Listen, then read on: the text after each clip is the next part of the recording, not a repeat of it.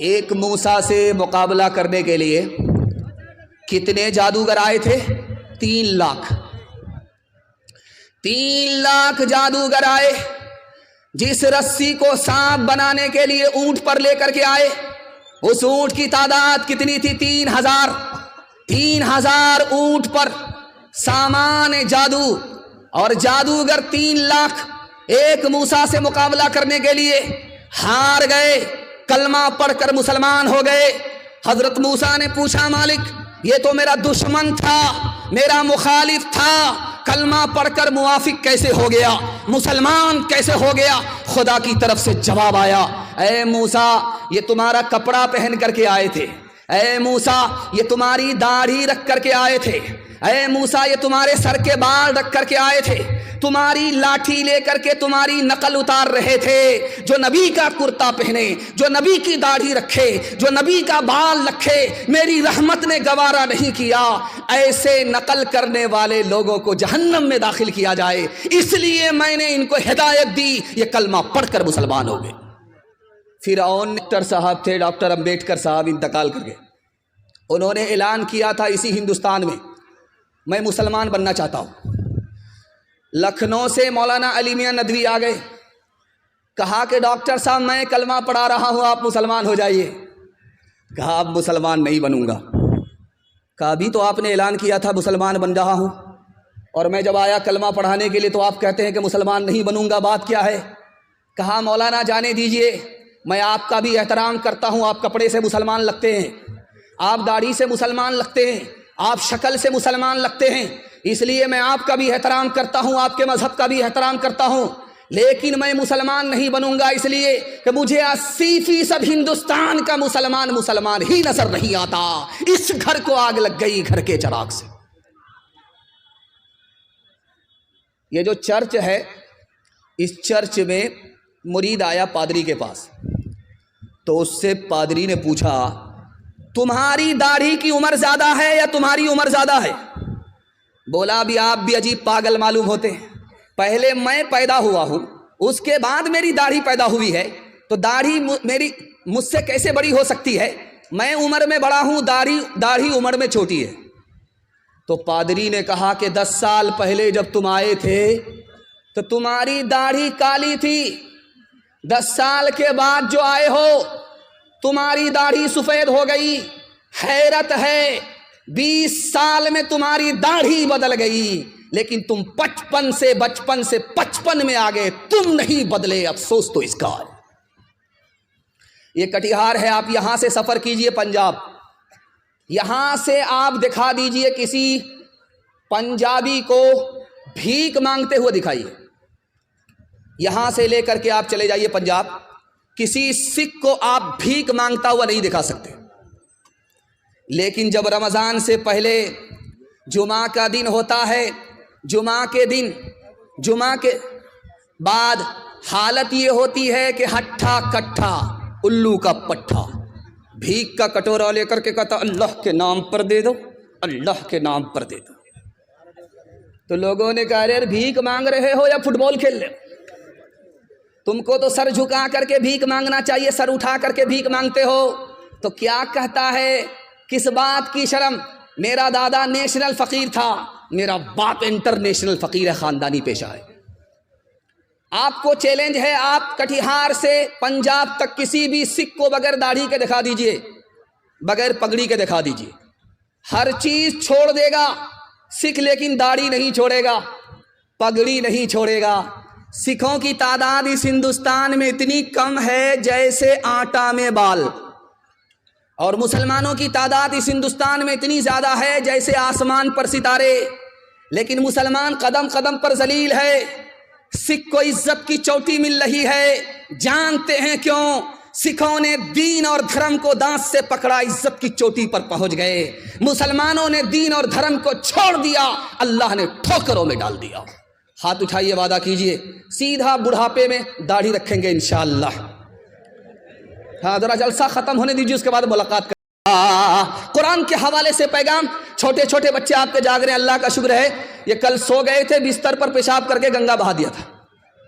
آج اللہ کا شکر ہے یہ جاگ رہے ہیں، ان کے واسطے دعا کرتا ہوں اللہ ان کے مقدر کو جگائے۔ میں ہاتھ جوڑ کر کے آپ سے ایک بات کہنا چاہتا ہوں، آپ ڈاکٹر بنائیے شوق سے، پروفیسر بنائیے شوق سے، لیکن مکتب کی تعلیم دلا کر کے، قرآن پڑھا کر کے پہلے اپنے بچے کو مسلمان بنائیے۔ آپ کا بچہ پہلے مسلمان ہے، بعد میں ڈاکٹر ہے، انجینئر ہے، پروفیسر ہے۔ ایک بات راز کی سنیے، دنیا میں کوئی عالم ایسا نہیں ہے جو یہ بتا دے کہ آپ کا دل زندہ ہے۔ دنیا میں کوئی عالم یہ بتا نہیں سکتا کہ خدا سے آپ کا تعلق ہے۔ دنیا میں کوئی عالم یہ بتا نہیں سکتا کہ آپ کی دعا قبول ہوتی ہے کہ نہیں ہوتی ہے۔ لیکن ایک چیز ہمارے گھر میں ہے، ہماری مسجد میں ہے، وہی بتا سکتی ہے کہ ہمارا دل زندہ ہے کہ مردہ ہے۔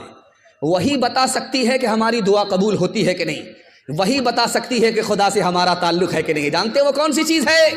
وہ کوئی ٹیکنالوجی مشین نہیں ہے، وہ بڑا سے بڑا کوئی عالم نہیں ہے، بلکہ قرآن ہے۔ قرآن اگر ہمارے دل کے اندر ہے تو یہ دل زندہ ہے، اگر قرآن دل سے نکل گیا یہ دل مردہ ہے۔ اس کی پہچان ہے کہ جگانے کے بعد بھی نہیں جاگتا۔ اگر قرآن سے تعلق ہے تو خدا سے ہمارا تعلق، قرآن سے تعلق نہیں تو خدا سے کوئی تعلق نہیں۔ اگر قرآن پر عمل ہے تو دعا قبول ہوتی ہے، اس کی گارنٹی ہے۔ اگر قرآن پر عمل نہیں ہے تو دعا قبول ہوتی ہے، اس کی کوئی گارنٹی نہیں۔ قرآن میں ایک لفظ ہے، اللہ کی رسی کو پکڑو، تم غالب رہو گے، کوئی تم پر غالب نہیں آ سکتا۔ محی الدین ابن عربی فرماتے ہیں کہ جانتے ہیں وہ رسی کیا چیز ہے؟ وہ قرآن ہے۔ اگر آپ نے قرآن کو پکڑ لیا تو دنیا آپ سے شکست کھائے گی، دنیا آپ کو شکست نہیں دے سکتی۔ ایک آدمی کی شادی ہو گئی، 1 سال ہوا، بال بچہ نہیں۔ 2 سال ہو گئے، بال بچہ نہیں شادی کو۔ تو لوگوں نے کہا کہ یار تو کیسا جوان ہے، شادی ہو گئی، کیلنڈر چھپ ہی نہیں رہا ہے۔ اب بیچارہ شرمندہ ہو رہا ہے، منہ چھپا رہا ہے۔ رات کے اندھیرے میں خدا سے دعا کیا کہ میرے مالک کب تک لوگوں سے منہ چھپاؤں گا، بیٹا نہ دو صحیح ایک بیٹی دے دو، وعدہ کرتا ہوں جب اس کی شادی ہوگی تو دنیا کی ہر دولت دے کر کے رخصت کروں گا۔ قبولیت کی گھڑی تھی، دعا قبول ہو گئی، بیٹی مل گئی۔ جب جوان ہوئی تو جیب میں پھوٹی کوڑی نہیں۔ پریشان ہوا، امام شافعی رحمۃ اللہ علیہ کے پاس آیا، حضرت غضب ہو گیا، خدا نے بیٹی دیا، جوان ہوئی، وعدہ کیا، فیل ہو رہا ہے، جیب میں پھوٹی کوڑی نہیں ہے۔ کہ تم جھوٹ بولتے ہو، تم سے بڑا مالدار کوئی ہو نہیں سکتا۔ کہ حضور آپ میری غریبی کا مذاق کیوں اڑاتے ہیں؟ نہ روپیہ پیسہ ہے، نہ سونا چاندی ہے، نہ زمین جائیداد ہے، کچھ بھی نہیں ہے۔ کہ ارے تم سب سے بڑے مالدار ہو، تمہیں پتہ نہیں ہے، تمہاری بیٹی ابھی سسرال نہیں گئی ہے، اس کو قرآن کی تعلیم دو، جب سسرال جانے لگے تو قرآن کے ساتھ اس کو رخصت کر دو۔ دنیا کی کوئی دولت قرآن کے مقابلے میں نہیں ہو سکتی۔ ہاتھ اٹھائیے، وعدہ کیجیے، اخبار روز پڑھیں گے، قرآن کبھی کبھی، ہاتھ اٹھا دیجئے انشاءاللہ۔ ہاں آپ لوگ کلکتہ نہیں پہنچیں گے، سیدھا رانچی جانے والے۔ ایک تاریخ آپ کے سامنے رکھنے کے لیے جا رہا ہوں، آپ کے پیر سے زمین نکل جائے گی تعلیم کے حوالے سے۔ سننے کے لیے آپ لوگ تیار ہیں بیداری کے ساتھ؟ تو ہاتھ اٹھائیے انشاءاللہ۔ سنا، ہاتھ اٹھائیے، دقت نہیں ہے، 7 خون معاف ہے۔ اور ہاتھ اٹھا کر کے وعدہ کیجئے، نوکری نہیں تو تعلیم نہیں، ہاتھ اٹھائیے انشاءاللہ۔ خیر، آپ کو میں بیدار کر کے چھوڑوں گا۔ آپ پنڈال میں کم ہیں، سسرال میں زیادہ۔ دھیان سے سنیے گا، 500 سال میں سب سے زیادہ سائنسداں کس نے پیدا کیا؟ تو لکھا کہ عیسائیوں نے 70 سائنسداں پیدا کیے، اسی ہندوستان نے صرف 8 سائنسداں پیدا کیے، اور بغل میں چین ہے، 500 سال میں صرف 5 سائنسداں پیدا کیے۔ اور 500 سال میں مسلمانوں نے کتنے سائنسداں پیدا کیے؟ 106۔ 55% سائنسداں مسلمان پیدا کرتا تھا، اور آج کی تاریخ یہ ہے کہ سائنسداں میں مسلمانوں کا نام ہی نہیں۔ 1400 سال میں ڈاکٹر کس نے کتنا پیدا کیا؟ یہودیوں نے 11 ڈاکٹر پیدا کیا 1400 سال میں۔ عیسائیوں نے کتنے ڈاکٹر پیدا کیے؟ 51۔ اور چائنا نے کتنے ڈاکٹر پیدا کیے؟ 7 1400 سال میں۔ جاپان نے کتنے ڈاکٹر پیدا کیے؟ صرف 5۔ اس ہندوستان نے کتنے ڈاکٹر پیدا کیے؟ صرف 4۔ اور مسلمانوں نے 1400 سال میں کتنے ڈاکٹر پیدا کیے؟ 41۔ مسلمان دوسرے نمبر پر تھا، لیکن 1984 کی رپورٹ ہے کہ دنیا میں مسلمان 3 چیزوں میں پیچھے ہیں. سب سے پہلی چیز تجارت. 100 میں صرف 5 مسلمان تجارت کرتا ہے، 95 گول. نوکری میں مسلمان پیچھے، 100 میں صرف 2% مسلمان نوکری کرتا ہے، 98 گول. IAS کی نوکری 2%، IPS کی نوکری 2%، ریلوے کی نوکری 2%. اور مسلمان کس میں پیچھے؟ تعلیم میں پیچھے.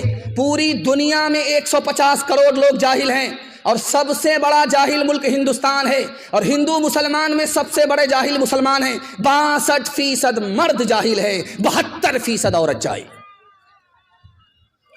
آپ اپنے بچوں پر 3 احسان کرتے، یاد رکھیے. آپ کا بچہ یاد نہیں رکھے گا، بھول جائے گا. پہلا احسان کیا کرتے ہیں؟ اچھا کھانا کھلاتے ہیں، بچے بھول جائے گا، یاد نہیں رکھے. دوسرا احسان کیا کرتے ہیں؟ اچھا کپڑا پہناتے ہیں. عید میں آپ تہوار میں پیسہ کو پیسہ نہیں سمجھتے، قرض لے کر کے بچے کو کپڑا دلاتے ہیں. بچے اس احسان کو بھول جائیں گے، یاد نہیں رکھیں گے. اور آخری احسان، بچے کے لیے اچھا سے اچھا مکان بناتے ہیں. یاد رکھیے، جب ان بچوں کا دور آئے گا تو آپ کا بنایا ہوا مکان مقبرہ بن جائے گا، اجاڑ کر کے پھینک دیں گے، شیش محل بنائیں گے. تمام احسان کو بھول جائیں گے. لیکن کتابوں میں لکھا ہے ایک احسان کر دیجئے، بچے کی زندگی بھر یاد رکھیں گے. آپ جاہل رہے کوئی فرق نہیں پڑتا، اپنے بچے کو پڑھا لکھا دیجئے، زندگی بھر احسان یاد رکھیں گے. میں جو آپ کے سامنے بیٹھا ہوں، کیسے بیٹھا ہوں؟ میرے ہاتھ پاؤں نیچے ہیں، میرا دل بیچ میں ہے، میرا دماغ اوپر ہے. ٹھیک یہی حالت آپ لوگوں کی ہے. آپ لوگ بھی بیٹھے ہیں، ہاتھ پاؤں نیچے ہے، دل بیچ کے اندر ہے، دماغ اوپر ہے. اس تقسیم پر جب آپ غور کریں گے تب آپ کو علم کی عظمت معلوم ہوگی. ہاتھ پاؤں سے کام کاج کیا جاتا ہے، اس کو خدا نے نیچے رکھا. اس دل سے دولت کمائی جاتی ہے، اس کو بیچ میں رکھا. اس دماغ سے علم حاصل کیا جاتا ہے، اس کو سب سے اوپر رکھا. اگر تمہارے بچے کو علم نصیب ہو جائے، ہنر نصیب ہو جائے تو اللہ عزت کی چوٹی پر پہنچا دے گا. بچپن میں جس کا بچہ جتنا کالا ہوتا ہے، اس کی ماں اتنا زیادہ صابن لگاتی ہے، رگڑ رگڑ کر کے لگاتی ہے، 72 مرتبہ صابن لگاتی ہے. لیکن وہ صابن بھی قسم کھا لیتا ہے کہ میں تو کالا ہو جاؤں گا لیکن اس کالیا کو گورا ہونے نہیں دوں گا. آسمان سے ہی ٹھپا پڑا ہوا ہے. بچہ کالا ہے، ہونٹ موٹے موٹے ہیں، دانت باہر ہے، نہایت بدصورت ہے. ماں نے کہا بیٹا تو اتنا بدصورت ہے، لوگ تم کو اپنی مجلس میں جگہ نہیں دیں گے، لیکن ایک کام کر لو، لوگ تم کو ترقی پر اٹھائیں گے، تمہاری جوتیاں سیدھی کریں گے. بیٹے نے کہا کہ اماں وہ کیا کام ہے؟ کہ رات دن ایک کر کے محلے کے سارے بچے کو علم میں پیچھے کر دو. جس دن تم پیچھے کر دو گے محلے کے لوگ تم کو ترقی پر اٹھائیں گے، تمہاری جوتیاں سیدھی کریں گے. یہ بدصورت بچہ رات دن ایک کر کے محنت کر کے علم میں اتنا آگے نکل گیا کہ مکہ کا قاضی بیان میرا نکل گیا. محبت سے آپ سن رہے ہیں، مجھے بھی پتہ نہیں چلا. اللہ اس محبت کو سلامت رکھے. جوان بیٹوں کے لیے میں دعا کرتا ہوں، اللہ ان کو نوکری کے لیے قبول فرمائے، ان کو روزگار عطا فرمائے. یہاں سے لے کر کے وہاں تک جوان سننے کے لیے تیار ہیں؟ ہاتھ اٹھائیے انشاءاللہ. بوڑھے لوگ غلطی سے ہاتھ مت اٹھائیے گا، آپ لوگ یہاں جوان ہونے والے نہیں. جنت میں جا کر کے جوان ہوں گے، سیدھا حور سے آپ کا نکاح ہوگا، لیکن یہاں کوئی چانس نہیں. جوانوں کے حوالے سے، بوڑھے کے حوالے سے پیغام آپ کی خدمت میں رکھنے کے لیے جا رہا ہوں. صرف 3 منٹ میں نکل جائے گا. اللہ آپ کے علم میں اضافہ فرمائے، میرے مطالعہ کو تازہ فرمائے. لوگ کہتے ہیں یار موت بہت سخت ہے، موت بہت سخت ہے، لیکن موت سے زیادہ سخت کوئی چیز ہے کہ نہیں؟ سقراط نے لکھا موت سے زیادہ سخت زندگی ہے. اسی زندگی پر ساری مصیبت آتی ہے، اور موت سے آدمی مصیبت سے نجات پا جاتا ہے. موت سے بھی زیادہ سخت یہ زندگی ہے.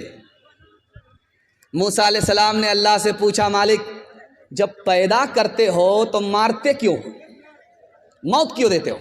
اللہ کی طرف سے جواب آیا، یہ بتاؤ کہ تم کسان ہو، کھیتی کرتے ہو، دھان کی فصل کھڑی ہوئی، پھر اس کو کاٹتے کیوں ہو؟ مکئی لگانے کے لیے اس کو کاٹتے کیوں ہو؟ تو موسیٰ کی طرف سے جواب آیا تاکہ بھوسے سے دانہ نکل جائے. اللہ کی طرف سے جواب آیا ہم پیدا کر کے موت اس لیے دیتے ہیں تاکہ بروں سے اچھوں کو نکال لیا جائے. دنیا میں ایک ہی انسان آیا ہے جس کی سب سے لمبی عمر ہے، اس کے علاوہ دوسرا کوئی انسان نہیں ہے. جانتے ہیں وہ کون ہے؟ حضرت نوح علیہ السلام. 950 سال زندہ رہے. سب سے بڑی عمر اسی ایک انسان کو ملی ہے، اس کے علاوہ کسی اور انسان کو اتنی لمبی عمر نہیں ملی. ان سے پوچھا گیا کہ دنیا کو کیسے پایا؟ کا ایک مکان بنا ہوا ہے، اس کے 2 دروازے ہیں، ایک دروازے سے داخل ہوا دوسرے سے نکل گیا، پتہ ہی نہیں چلا۔ 950 سال پاس ہو گئے۔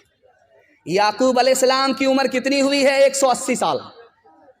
جب ملک الموت آیا تو کہا یار بغیر نوٹس کیے ہوئے آ جاتے ہو، نوٹس کرنا چاہیے پھر آنا چاہیے۔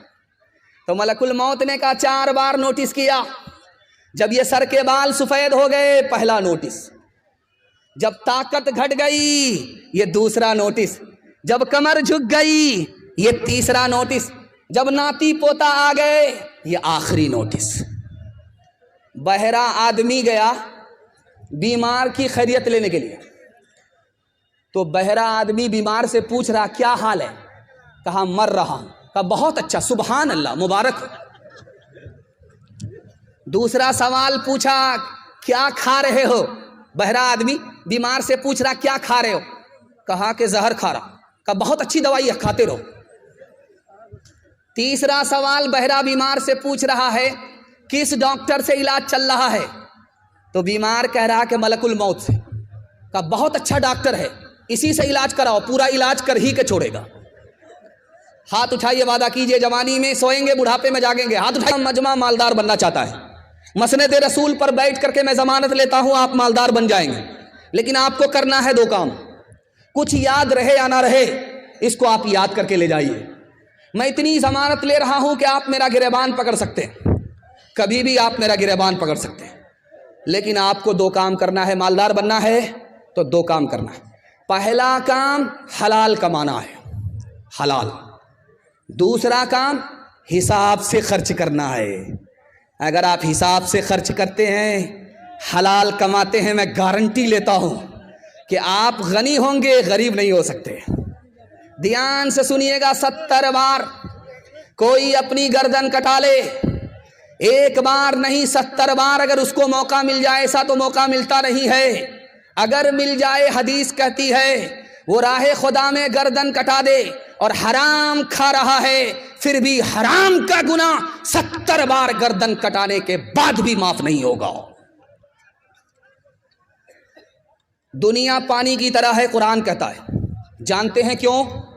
پانی میں جو گھستا ہے وہ بھیگ جاتا ہے، جو دنیا میں گھستا ہے دنیا کی محبت اس میں گھس جاتی ہے۔ پانی جب زیادہ آتا ہے تو سیلاب آتا ہے، تباہی آتی ہے۔ جب دنیا زیادہ ہوتی ہے تو آدمی کا دین تباہ ہو جاتا، اور جب پانی کا رنگ بو مزہ خراب ہوتا ہے تو پانی خراب ہو جاتا۔ جب حلال کے ساتھ حرام ملتا ہے تو دین برباد ہو جاتا ہے۔ سماج میں آپ دیکھیں گے کہ کتا کو ٹانگ اٹھا کر کے پیشاب کرتا ہے۔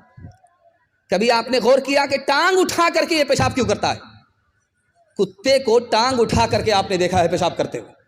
کتابوں میں لکھا ہے کہ یہ ٹانگ اٹھا کر کے اس لیے پیشاب کرتا ہے، اس کو بھی پتا ہے کہ پیشاب ناپاک ہے، اگر ٹانگ نہیں اٹھائیں گے تو بدن ناپاک ہو جائے گا، لیکن جب آگے چلتا ہے پاخانہ دیکھتا ہے منہ سے اٹھا لیتا ہے، وہاں اس کا تقوی جواب دے دیتا ہے۔ حرام کمانے والے کا حال بھی یہی ہے، اس کا کپڑا دیکھیں گے بالکل جھکاس، اس کی ٹوپی دیکھیں گے بالکل جھکاس، پیشاب پاخانے سے اپنے کپڑے کو بچاتا ہے، لیکن پیشاب پاخانے سے جو بدتر حرام ہے اس کو حلق کے نیچے اتار رہا ہے۔ جیسے وہ سماج کا کتا ہے ویسے ہی حرام کھانے والا ہے۔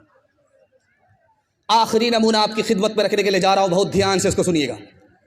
خانہ کعبہ کا طواف چل رہا ہے، مسلمان طواف نہیں کر رہا ہے، کپڑا ہونے کے باوجود بھی اتار کر کے طواف کر رہا ہے۔ پوچھنے والے نے پوچھا ارے بدبخت، کپڑا رہنے کے باوجود بھی تم ننگا طواف کر رہے ہو؟ اس مشرک نے جواب دیا میں ننگا طواف اس لیے کر رہا ہوں کہ میرا کپڑا حرام کا ہے، اس لیے اس کو اتار کر کے طواف کر رہا ہوں۔ وہ مشرک ہو کر کے بھی حرام کو حرام سمجھے، ہم مسلمان ہو کر کے بھی حرام کو حرام نہ سمجھیں تو دنیا کی ذلت کا منہ کس کو دیکھنا پڑے گا؟ یہ چنئی ہے جہاں سے لنگی تیار ہوتی ہے، شانمار کا لنگی تیار ہوتی ہے چنئی، یہاں پر نکاح ہو رہا تھا تو قاضی صاحب نے رجسٹر کو مکمل کرنے کے بعد کہا رجسٹر مکمل ہو گیا ہے، 3 لاکھ قاضیانہ جمع کرو تب نکاح پڑھاؤں گا۔ کہ یار بڑے بے شرم قاضی ہو، داڑھی ٹوپی رکھ کر کے ڈیمانڈ کرتے ہو 3 لاکھ کا، کہ ہم سے بڑے بے شرم تو تم ہو، شادی سنت ہے، سنت میں سادگی ہونی چاہیے. تم نے شادی کو فیشن بنایا، ایک شادی میں 30 لاکھ بے شرمی سے خرچہ کیا. جب تم کو شرم نہیں ہے تو ہم کو بھی شرم نہیں ہے. ہاتھ اٹھائیے، وعدہ کیجئے دوسرے کو دیکھ کر کے دکھا کر کے ولیمہ کریں گے انشاءاللہ.